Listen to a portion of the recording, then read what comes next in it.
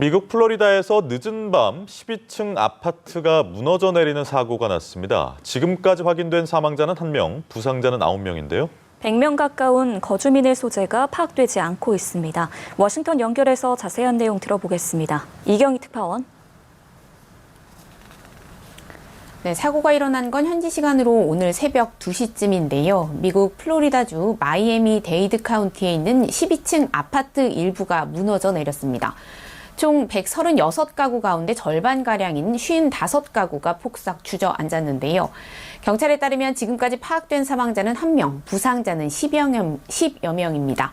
그런데 현재 99명 거주민의 소재가 파악되지 않고 있는데요.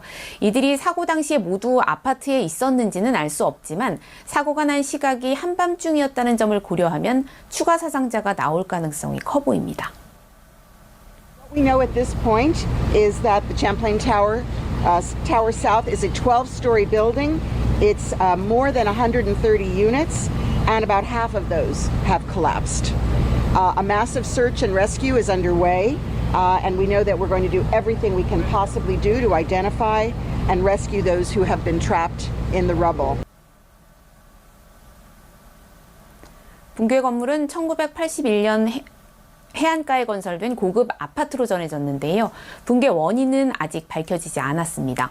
목격자들은 마치 지진이 난 것 같았다고 사고 당시 상황을 전했는데요. CNN이 공개한 붕괴 순간의 영상을 보면 건물의 한쪽 면이 무너져 내린 뒤 인접한 또 다른 면이 잇따라 순식간에 내려앉는 모습을 확인할 수 있습니다. 2번에 걸친 붕괴가 일어나기까지 불과 몇 초가 걸리지 않았는데요. 현재 사고 현장에 폭우를 동반한 폭풍이 접근하고 있고 추가 붕괴 가능성도 제기되면서 구조에 어려움을 겪을 수 있다는 우려가 나옵니다. 조 바이든 대통령도 조금 전 이 사고에 대해 언급을 했는데요. 연방정부가 제공할 수 있는 모든 지원을 할 준비가 돼 있다면서 주정부와 긴밀히 소통하고 있다고 밝혔습니다. 네, 다른 소식도 짚어보겠습니다. 조 바이든 대통령은 홍콩 빈과일보 폐간과 관련해서 중국을 규탄하는 성명도 발표했다고요. 그렇습니다. 바이든 대통령은 직접 성명을 내고 중국의 억압이 빈과일보의 폐간 수순까지 이르렀다면서 홍콩과 전 세계 언론 자유의 슬픈 날이라고 밝혔습니다.